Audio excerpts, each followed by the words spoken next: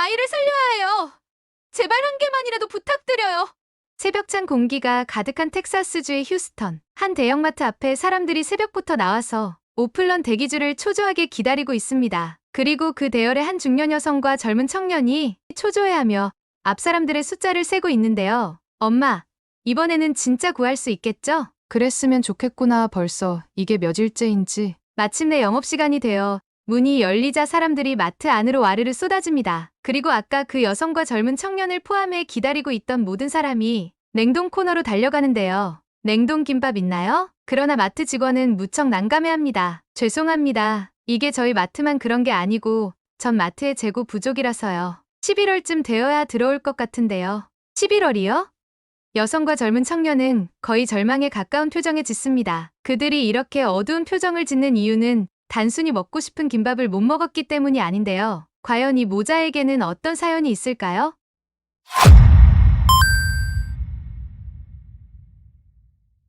안녕하세요. 저는 텍사스주에 살고 있는 엘레나 슈마어라고 합니다. 20대 때 미혼모가 된 저는 혼자 딸아이를 키우며 힘들게 살아왔으나 7년 전쯤 지금의 남편을 만나면서 제가 꿈꾸던 행복한 가정을 꾸리게 되었습니다. 남편은 한국인이고 제가 일하던 회사의 거래처 사장이었어요. 그도 아내와 사별 후 혼자서 아들을 키우고 있는 남자였죠. 새롭게 가족이 된 저의 아들 윤호는 착하고 바른 품성의 남자아이였습니다. 6살 아래인 제 딸 루시를 친동생처럼 살뜰히 대해주곤 했죠. 그렇게 모든 게 완벽하게 흘러갈 것만 같았는데 저희 딸의 인생에 어둠의 그림자가 드리우기 시작했습니다. 어릴 때부터 가수의 꿈을 꾸고 있던 딸 루시는 종종 인터넷에 자신이 만들고 부른 노래를 올리곤 했습니다. 이렇게 올린 노래가 한 음반회사의 눈길을 끌었고 음반회사의 요청에 따라 트레이닝을 시작한 루시는 만 18세 성인이 되자마자 로스앤젤레스에 있는 엔터테인먼트 회사로 떠났습니다. 저희는 딸도 성인이고 음반회사도 대형까지는 아니었지만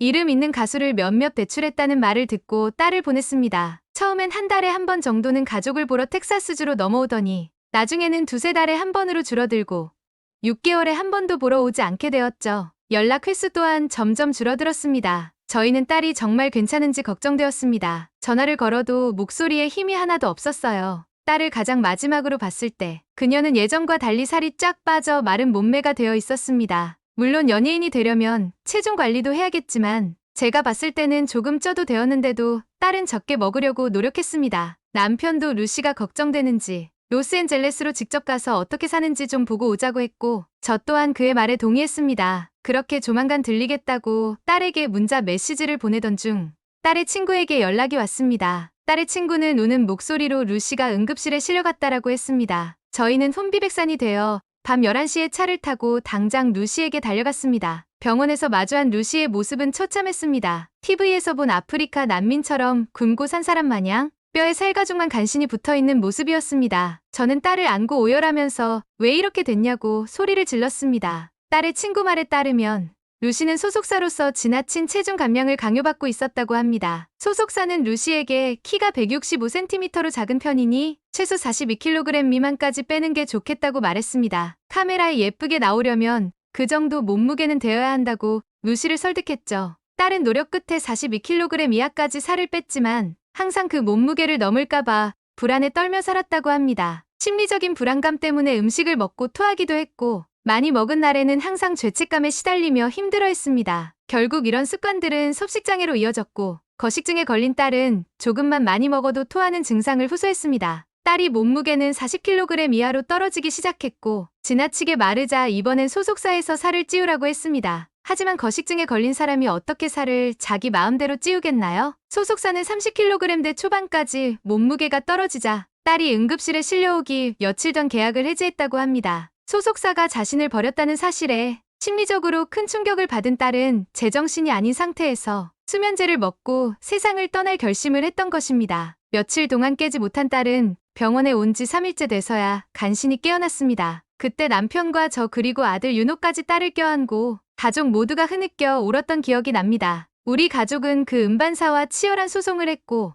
1년간의 투쟁 끝에 정신적 피해 보상 금액을 받았지만 딸의 정신적 충격은 돈으로도 어쩔 수 없었습니다. 섭식장애 치료를 받았지만 도저히 차도가 보이지 않았습니다. 딸의 몸무게는 여전히 30kg 근처를 왔다 갔다 하고 있었습니다. 진짜 온갖 음식을 먹여봤지만 딸의 몸은 그걸 받아들이지 못했습니다. 심리적인 문제가 컸습니다. 간신히 스프만 세 모이만큼 먹는 수준까지 온 정도였죠. 이것도 장족의 발전인 게 처음에는 이것도 안 돼서 링거 꽂고 수액으로 공급할 정도였습니다. 그러던 어느 날, 한 달 전쯤인가 우리 아들이 요즘 SNS에서 인기인 한국의 냉동김밥을 신기해서 몇 줄 사왔다며 같이 먹어보자고 했습니다. 저는 알겠다고 말하고 하고 있던 청소를 계속했고 바깥에 나갔다 들어온 아들은 샤워하러 갔죠. 15분 뒤 아들이 샤워를 마치고 나올 때쯤 저 또한 청소를 끝내고 도구들을 정리한 뒤 주방으로 향했습니다. 그런데 아들과 저는 둘 다 당황했습니다. 봉지에 있던 김밥 중 한 줄이 포장이 벗겨진 채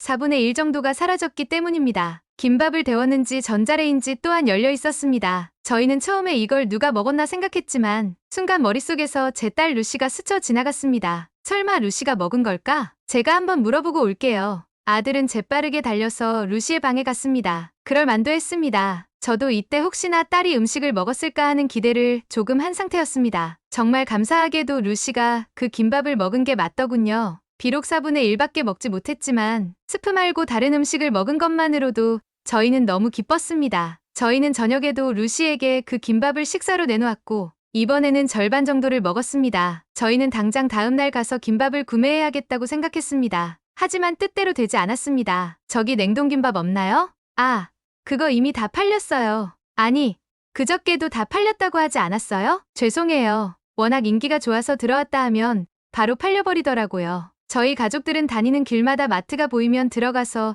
그 냉동김밥을 사러 갔지만 냉동김밥은 찾으러 갈 때마다 없었습니다. 심지어 새벽부터 마트 앞에 대기하다가 영업시간 되자마자 냉동김밥을 찾으러 갔는데도 없었고 옆 도시까지 차를 타고 가서 구해보려고 했는데도 없었습니다. 저는 대체 미국에서 어떤 일이 벌어지길래 이렇게 김밥이 코빼기도 안 보이나 싶었습니다. 우리 아들 윤호의 말에 따르면 지금 미국 젊은이들 사이에서는 대형마트 트레이더 조스에서 파는 한국 냉동김밥이 난리가 났다고 합니다. 한국인 유튜버가 직접 트레이더 조스에서 파는 냉동김밥을 엄마와 먹는 영상 같은 경우에는 조회수만 1천만 회가 넘었을 정도로 엄청난 열풍을 일으켰고 유명 틱토커들도 너나 나나 김밥을 먹는 영상을 올리고 있다고 해요. 트레이더 조스에서 파는 한국 냉동김밥은 좀 특이하게도 육류가 아예 들어가 있지 않았는데 육류 수출에 제한이 있어서 육류 맛을 내는 유부로 대체하여 야채와 함께 넣어서 김밥을 만든 것이라 합니다. 그리고 이 김밥은 기존의 냄새에 민감한 미국인들을 위해 참기름 냄새가 나지 않도록 한 것이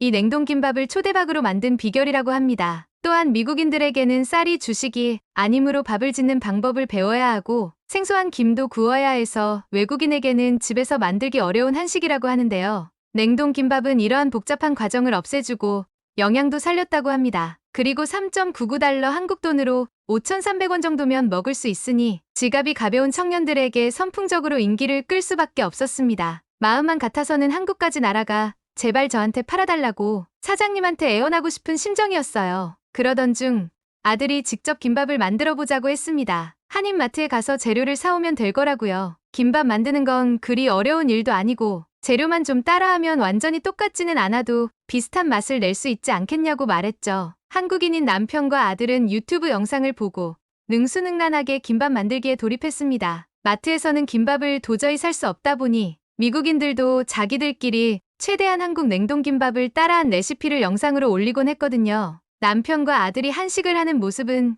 정말 오랜만에 보는 것 같았습니다. 결혼하고 나서는 가족들이 딸 루시의 입맛에 맞추느라 한식을 요리하지 않았습니다. 아들이 딸 루시와 집에 단둘이 있을 때 루시에게 한식을 만들어줬었는데 저는 한 번만 한식을 먹어봐라 맛있을 거다라고 설득해도 딸은 죽어도 말을 듣지 않았습니다. 그러던 딸이 거식증에 걸리자 먹을 수 있는 몇 가지 안 되는 음식이 한식인 김밥이 되다니 정말 알다가도 모를 일이었습니다. 아들은 다 만든 김밥을 썰더니 저에게 한 입 넣어줬습니다. 저는 엄지를 치켜들면서 너무 잘 만들었다고 칭찬했습니다. 가족이라서 그런지 모르겠지만 대형 마트에서 파는 냉동김밥보다 이게 더 맛있는 것 같았어요. 딸은 그렇게 김밥을 먹으면서 점점 먹는 양을 늘려갔습니다. 그 모습을 보고 희망을 얻은 아들과 남편은 혹시나 하는 마음에 다른 한식도 만들기 시작했습니다. 아들은 외국인들도 무난하게 먹을 수 있는 불고기를 만들어서 루시에게 차려줬습니다. 그런데 루시가 갑자기 불고기를 먹더니 펑펑 우는 겁니다. 아들은 당황해서 먹기 싫으면 안 먹어도 된다고 말했지만 루시는 고개를 가로저었습니다. 맛이 없어서 그런 게 아니야. 너무 맛있는데 후회되어서 그래. 루시는 예전에 오빠가 한식을 만들어줬을 때 싫다고 함부로 행동한 게 아주 미안하다고 했습니다. 루시가 어릴 적 한식을 거부했던 이유는 사실 제가 재혼한 게 싫어서였다고 합니다. 새 가족들이 못마땅하니 아들과 남편이 만들어주는 한식도 꼴보기 싫어졌던 거죠. 어느 날 저희 부부가 퇴근하기 전 고등학생인 아들은 배고프다는 딸 루시를 위해 김밥을 만들어준 적이 있었는데요. 루시는 김밥을 먹으라고 권유하는 아들에게 화를 내며 접시에 있던 김밥을 던져버렸다고 해요. 그 뒤로 아들도 다시는 딸에게 한식을 요리해주지 않았다고 합니다. 나중에 친해지고 나서는 오빠한테 함부로 대한 걸 사과하고 사이좋게 지냈지만 그때 일은 여전히 루시에겐 죄책감을 상기시키곤 했습니다. 그러다가 우연히 거식증에 걸린 후 김밥을 보고 그때 생각이 나서 그때 못 먹어봤던 김밥을 먹어봐야겠다는 생각이 들었던 것입니다. 그래서 김밥을 먹게 되었는데 생각보다 맛있어서 정말 오랜만에 식욕을 느끼게 되었다고 해요. 왜 루시가 김밥을 먹게 되었는지 이유를 알게 된 아들은 안쓰러운 얼굴로 그녀를 쳐다보며 자기는 신경을 안 쓰니 너도 크게 신경 쓰지 말라고 말했습니다. 건강하고 밝게 너의 삶을 살면 된다고 덧붙여 말했습니다. 현재 루시는 거식증에 걸리고 나서 처음으로 38kg까지 올라간 상태입니다. 오랫동안 거식증을 앓아왔기 때문에 한 번에 많은 양을 먹지 못하고 지금까지는 밥도 반 공기 정도만 먹을 뿐이지만 언젠가는 밥 한 공기를 비울 날이 올 것입니다. 오늘의 이야기는 어떠셨나요? 딸 루시에게 응원의 댓글을 아래에 남겨주세요. 구독과 좋아요를 눌러주시면 전 세계 다양한 이야기 들으실 수 있습니다. 전 세계 100가지 다양한 이야기 월드백